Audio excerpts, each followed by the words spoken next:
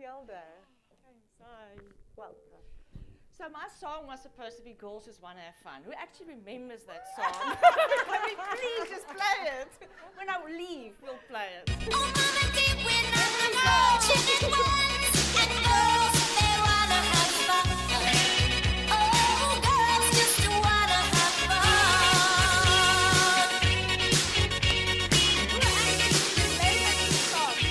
Thank you. Who actually remembers the song? First time. Not the remake.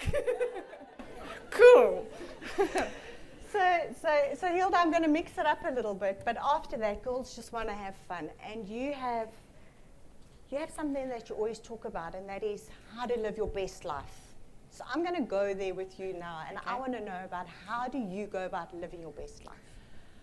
So I've actually, if you follow me on social media, I talk a lot about best life because I believe every person should really live their best life, and it's important that in order to stop comparing ourselves to other people is to know what is your best life for you.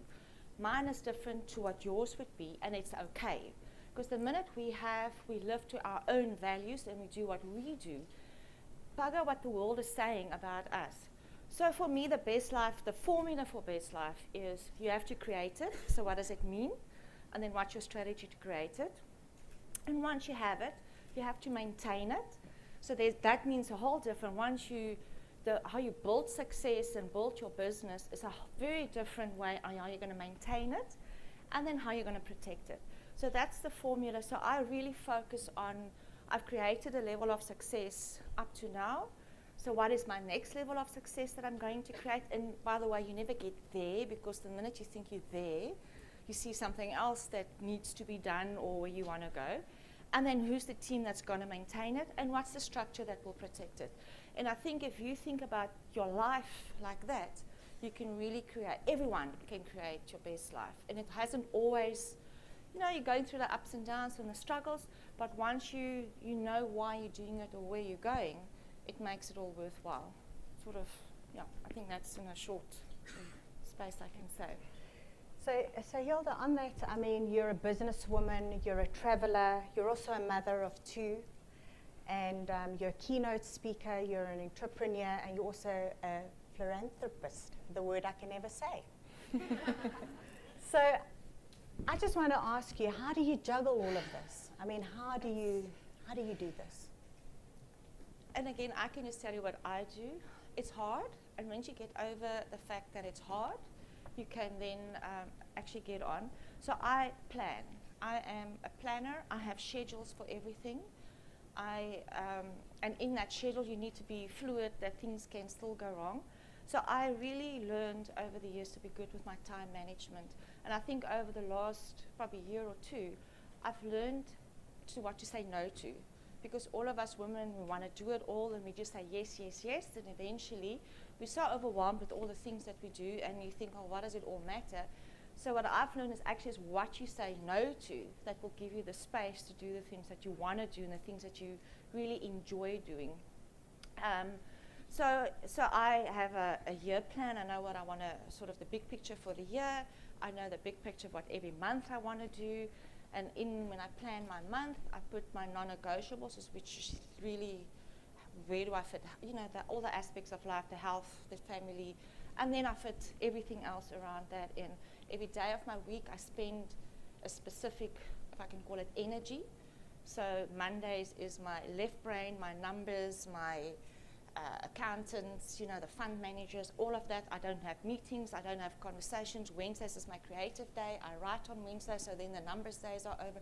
So I'm just a lot more productive doing it my way when I do specific activities or energies on specific days of the week, and that's where you get a lot done. Yeah, it's all about the planning, I suppose, to planning, get all of that done. Planning, and then work the plan. A lot of people spend a lot of time planning, and then they never look at the plan again. So Hilda, I think it would be important for people to know that you are a wealth partner in our business. So you're a wealth partner of Wealth Migrate, but you're also one of our biggest investors. So you've invested in a number of investment opportunities through our platform. Can you maybe tell me a little bit about how your journey started with Wealth Migrate, and most particularly why you have decided to invest in real estate through the Wealth So Migrate I met platform? Scott, I think about 5 years ago, and we started talking about this 1% of women that's in wealth or doesn't have wealth, and I think women is 50% of the workforce, but when it get to the upper levels who actually become really successful, somehow along the line women stop featuring, or 1% actually get there. So we're having these conversations, and how do we make a difference? And South Africa has a lot of problems, but the world has problems. There's about 5 billion people living in informal settlements, and so if you have a house and clothes and food, you're probably one of the few 10% in the world. So we started having these conversations. How do we make a difference, and and I purely believe difference comes through business. The structure of business is how you're going to make an impact to the world and the people. And a couple of months later, he phoned me, and I was in LA at that point looking at buying a company. And it's a 9-hour difference. Now he phones me, it's like 3 o'clock in the morning and 4 o'clock, and I keep on like, who phones me? Like, seriously. And then he phones me and he said, I need to speak to you. I said, like, it's like really late or very early in the morning. Can I phone you later? So we started talking. And he then shared me his dream of Wealth Migrate and what did he want to do and how he wanted to use Wealth Migrate as a platform to empower a billion people, and all the stuff that he was talking about. 12% of people has access to real estate investments, and really good real estate investments. And I said to him, I'm on. So I think I was the founder investor of Wealth Migrate many years ago. And it's been really been, and I've been on the board and involved in the company to see how it evolved and how it grew. And well done to everybody at Wealth Migrate for what you're doing. And then through that, obviously, I got to learn about the investments, because we're sitting in meetings discussing these investments. And that's how my Wealth Migrate investment journey in property started. So over the last, maybe now 2017, probably 3-4 years, I've really built up a nice portfolio of international properties. I love getting my dividends every term or every quarter. And that now funds my travels, and it will be a fund for the children to one day go live wherever they want to live and go study.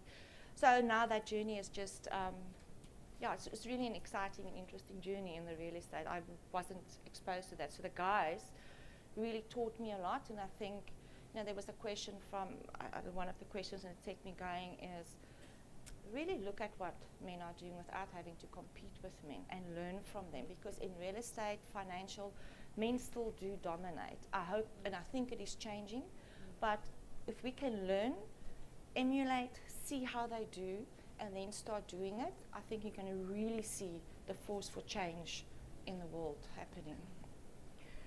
So a quick show of hands, are there any ladies here today that are looking to start their own business or wanting to kind of think about that journey a little bit? Who's got their own businesses? Or who has their own businesses? Awesome. Who wants to?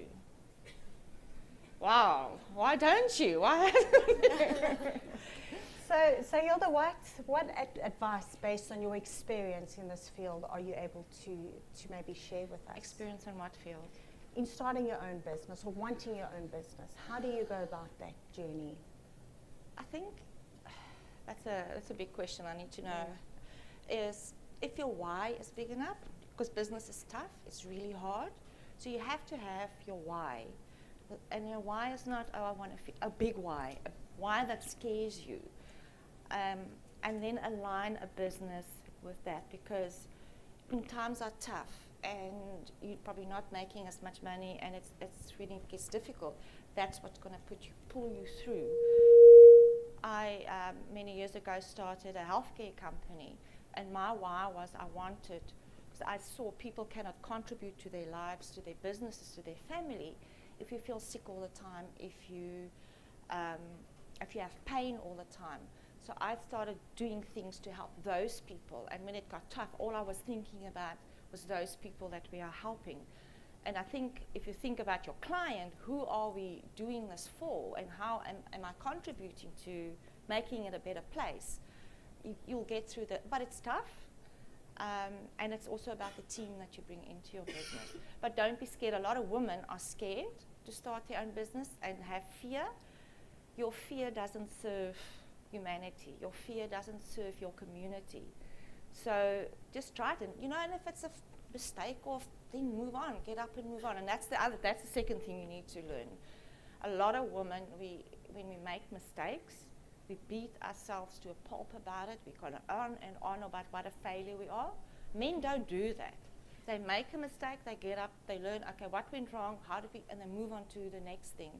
So when you make mistakes, it's okay.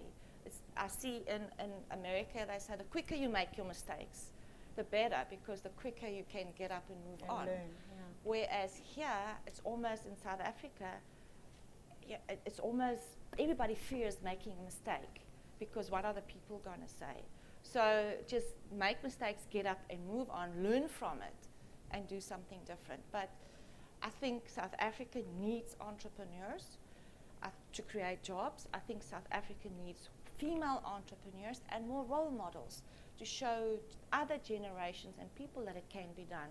And it's only up to women that spend their Saturdays here to learn and want to improve themselves that will now go out and then make it the ripples in their lives. Are there any key, what is your top 3 or even 2 or even 1 lesson that you've learned in female leadership that you can maybe share Female with leadership. us? So I think women define leadership very differently to men, and women define success very differently to men. And for me is to see more women become successful and leaders, because that's the only way we will change the world. Otherwise, the world will still continue to be the way men created this world. So women don't necessarily say it the way they want to say it, or they quiet, they sit in the back. So the more, I don't know if anybody reads Sheryl Sandberg's Lean In, is be part of the solution, be part of the conversation, and don't be scared what people are going to say. And what I would like to see is very often, and I think it's changing, but when a woman gets to a senior position in a company or get to leadership, they're very often very hard on other women. And that to me is, I don't understand, because you all know how hard it is. So let's be nice to each other, be nice to yourself and kind to yourself, but be nice to other women. Create that sisterhood that we all need, because leadership or success, if we put it now there, could be a lonely place if you don't have your sisters around you. So, so when you do climb the ladder and you get to a place of success, be an inspirational person that's kind to other women and help them up the ladder. I think that's quite profound and kind of resonates. It's very true. You need to have that support structure around you. It's very important. It's actually called the stiletto sealing with another woman done, and I think that I attended a workshop a few years ago, and I discovered that we have to empower each other. Give each other So wings. Yeah. It's actually called the stiletto ceiling. I attended a workshop a few years ago, but we have to empower other women to not to trample the next woman, and that's what we're here for. Thank you. Thank you. Thank you for that sharing. So it's very powerful. Hilda, can you perhaps explain to us what attracts you to real estate investment through Wealth Migrate? What is it that attracts you and you decide to go that route? Well, I think there's various attractions in a sense. It's a balanced portfolio. I have it's risky but less risk than a business investment or businesses that will take longer. It's something that's there, and you need to be calculated in what area or what you invest in. But for me is the balancing of the portfolio into different aspects, where real estate is a class asset or asset class to invest in. And like I said, I actually exited all my directly owned real estate and put the money into a Wealth Migrate, because I don't have to manage the tenants, I don't have to worry about it. That's all taken care of. So that's the easiest way for me to invest in real estate and sort of just collect the quarterly dividends. It doesn't really come easier than that. So that is what attracts me to real estate. And you know, in your asset class, you have a sub-asset class of medical or office blocks, so you need to see what works for you and do the numbers and understand what you want to invest in. That's my strategy. Is I really like medical buildings because I think it's good tenants. Doesn't matter in what economy, doctors will stay where they are, people get sick. So it's a really good a good investment from a stability point of view. Thank you. Hilda, you've got 2 children, and through all of this work that you do, what are those key lessons that you're teaching them through what you do? What do they look up to you for, and you really try and pass that on to them? So my children's young. They turning 10 and 12 respectively, and so it's really just a conversation. At their age, they still learn. So children learn what they see their parents do, not what you tell them to do. So you can't sit on the couch and tell someone, hey, you've got to start your own business, or hey, you've got to give some of your money back, but meanwhile, or save your money, but you're out there spending like there's no tomorrow. So children really learn. That's what they learn, just what the role models in their lives do. So for me, it's to be really aware and conscious what I'm teaching them, the conversations I do. And because I'm a single mom, so there's no work in life, you know, that's just how. So when we do online meetings with America, they will often sit in the room and listen to the conversation, and then afterwards and say hi to everybody, and afterwards they'll say, well, what did this guy mean by that, or what does this mean? So it's a lot of conversation about, and through that my aim is that they can start creating awareness for themselves and start asking themselves, what do I want to do? How do I want to make a difference to the world?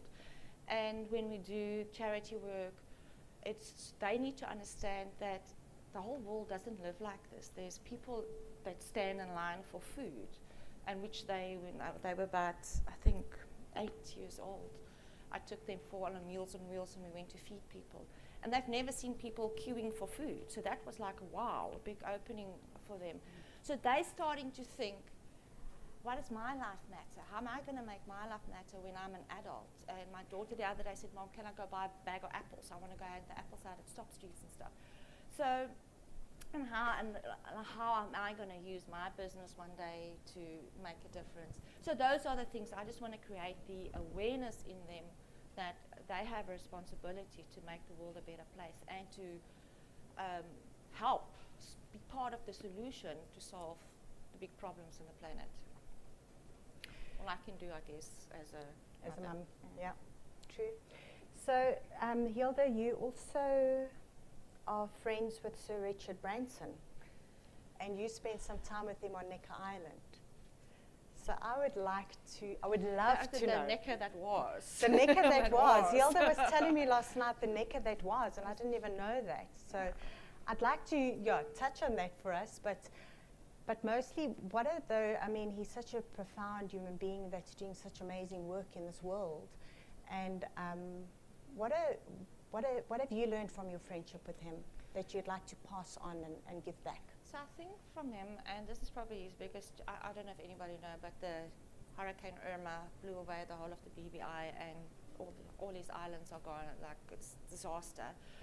So I think what the first thing is, and a couple of years ago it burned down and they had to rebuild. So even if in speaking to people that is close to him, is how we overcome challenges and how we overcome setbacks. And immediately, it gives you immediately, okay, this now happened, so what are we going to do about it? And not collapse, or he's immediately, okay, so let's get the architects in, let's start rebuilding, and that gives everybody else around him, like, okay, let's look beyond this disaster that just happened.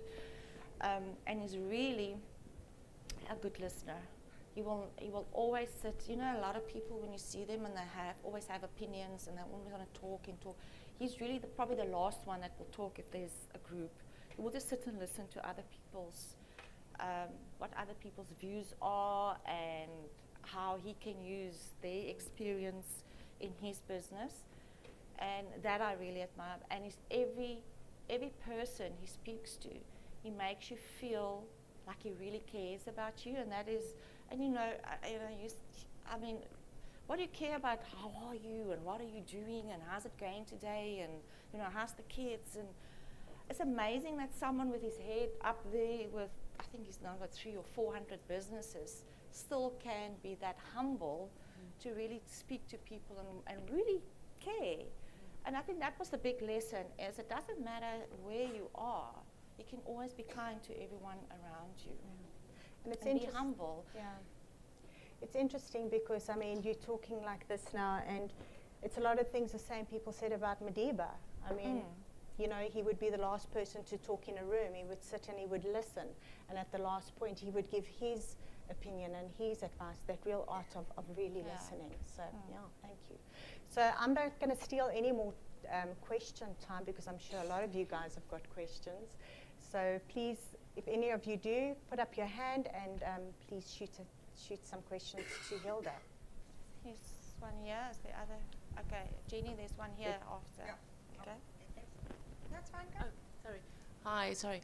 I just want to ask, what would you recommend, or could you just share some of your sacrifices that you had to make, and what you would advise the young women wanting to, start their own business, start building their wealth?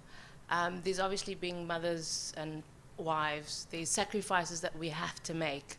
And how did you handle that? Because that's just one thing that always pops up to me. Am I going to be a good mother if I want to start my journey?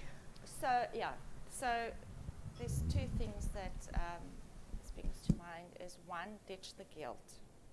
I think who's mothers here will know we all deal with guilt, and that doesn't serve your family. So how I did that was I became really present. So when I work, when you're at work, you worry about the kids and, oh God, have I done this and have I done that? And then when you're kids, you make phone calls or you worry about work and I forgot about this and forgot. And so there's like this muddle and mess where you're not really present everywhere. Put hands up. Do you know what I'm talking about? Absolutely. Do you get that? So I had to learn, almost compartmentalize my life. When I'm at work, I forced myself to think work and be here and get done what needs to be done. And even if it's the 1 or 2 or 3 main things that I need to, that's the thing that's going to make me feel like an achievement. And then when I'm home, I'm there.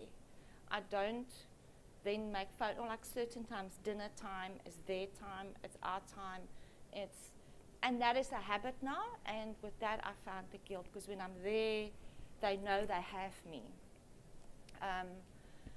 And when I'm at work, the people know they have me. The other thing that I think that I want to share is that everything has a price. You have a price of not doing something, and there's a price of doing something. There's a price to achieving success, and there's a price of the opposite. You have to understand which one I'm willing to pay, because you're going to pay that price invariably.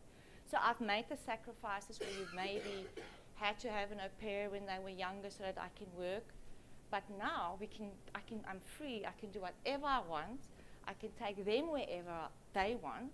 So now we have the life. So you just, and now we're so busy doing other things. So my sacrifices, I don't have time to date or to go out, because this is my fun and these are the things that I love doing. So, but again, it's what's the cost? What's your price that you're willing to pay? And when you decide I'm willing to pay this price, then pay it and go for it, because over time, when you look back over your life, you'll appreciate the fact that you have paid. And for the young ladies in the audience, you're not going to one day wake up at 40 or 50 and suddenly be successful or suddenly be wealthy or even healthy. It's those decisions you do every day of your life of what am I going to do today to make it better for tomorrow. Those are the things that suddenly one day you wake up and, ooh, I've got an awesome life. Yeah. Does that answer your question? I think there was one more question. Two more questions. Can we do 2 more, Jenny? So, I would love your advice on getting ideas for a business, because I think a lot of people want to start businesses, and I'm always trolling and doing research, but I'm struggling to find that thing that I really think like lights that fire. Do you have advice for identifying the business if someone does want to start one? I think find yourself first, and then the business will come. You have to know what you stand for and where you want to make a difference. Just because someone else has a restaurant and making success in restaurants, so find out what it works for you. What is your purpose? That's where you should spend everybody. If you don't know what your purpose on this planet is, that's where you first have to start spending the time. Who am I? Find out what you love to do. You know, those moments when you catch yourself, oh, I would love to do that. Remember those moments. And then become good at the thing that you love to do. So, and then the third thing is figure out the thing that I love to do and that I'm good at, will they pay me for that?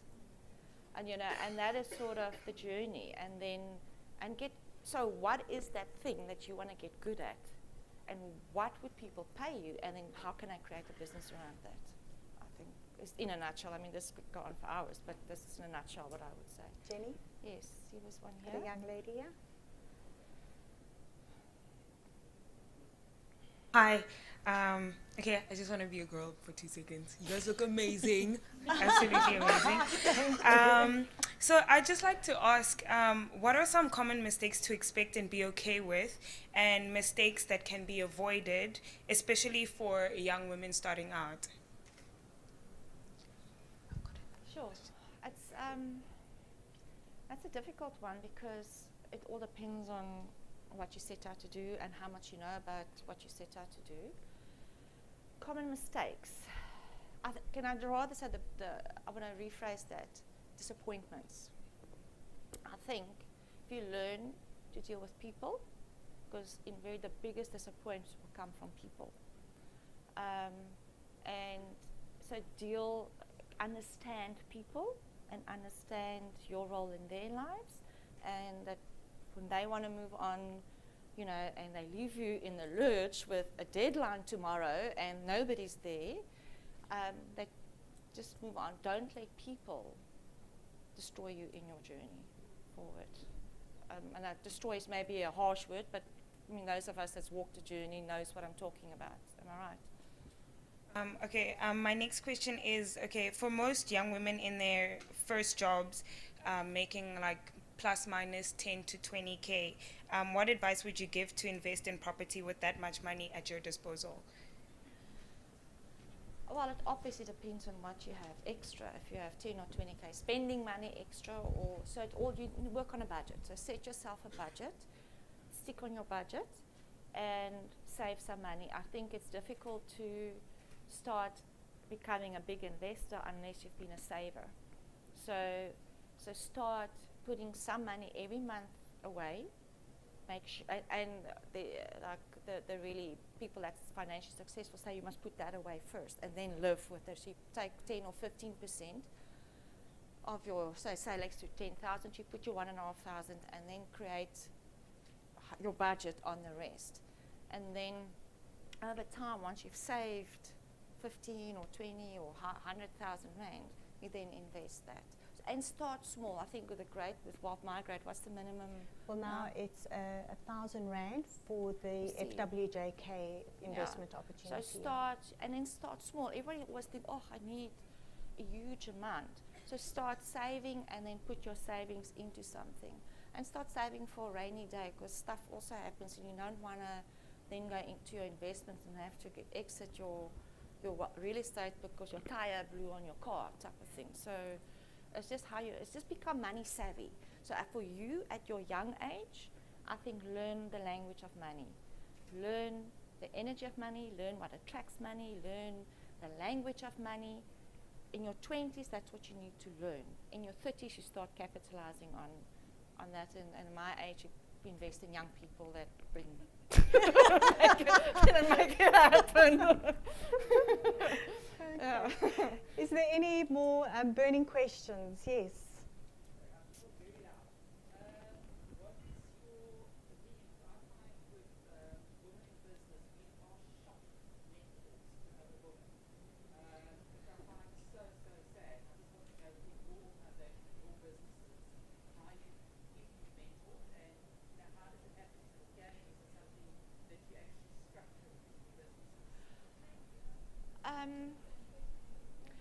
not sure if what you mean. Sorry.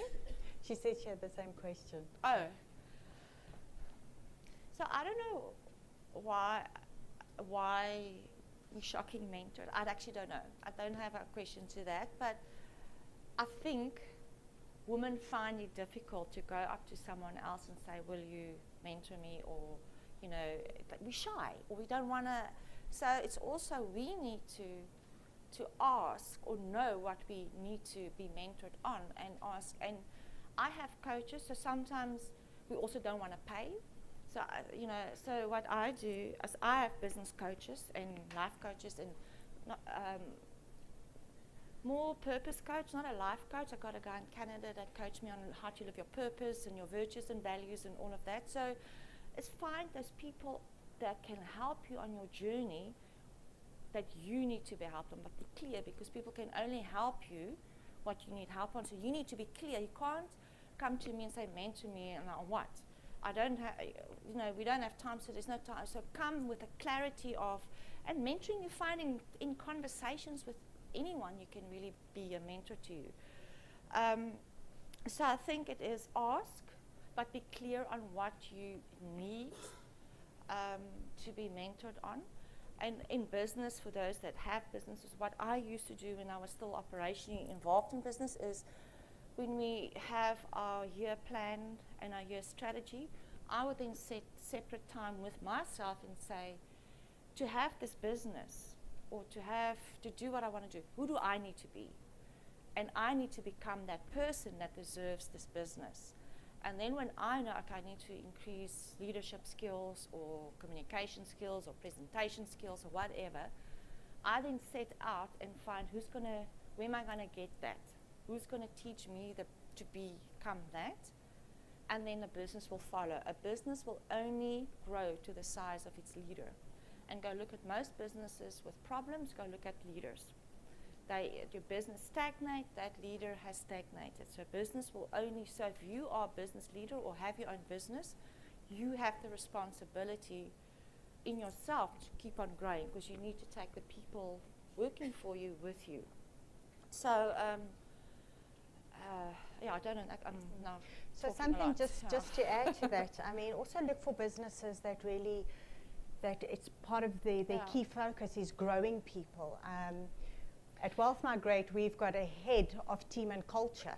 And sometimes when you talk to people and you say, no, speak to our head of team and culture, they're like, what do you mean you've got a head of team and culture? And that is effectively what we do at Wealth Migrate. So it's not about driving leadership up and driving coaching up. It's actually about driving leadership and coaching downwards. And I mean, we've just gone through a whole program of coaching where it's coaching your team members to be coaches to their team members. It's not about this hierarchy structure anymore. It's about how do you empower people all along the line to go downwards, to go downwards, to go downwards, to be better leaders and coaches. Because let's be honest, in the world, we need better leaders and we need better coaches all the time. Yeah, and I think once you understand your purpose and what you want to do in your life, you can go look for a company that is aligned with that. It's very often when companies and their people's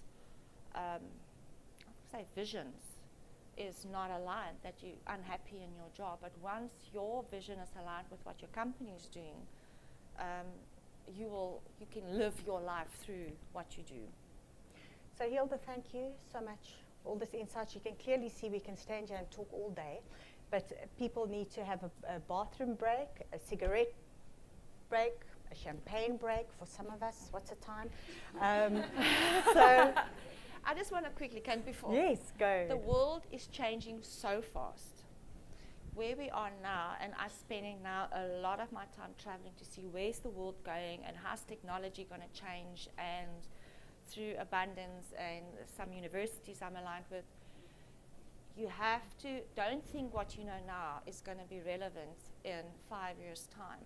You have to, most of us need to spend time unlearning what we're doing to relearn and prepare for this new future.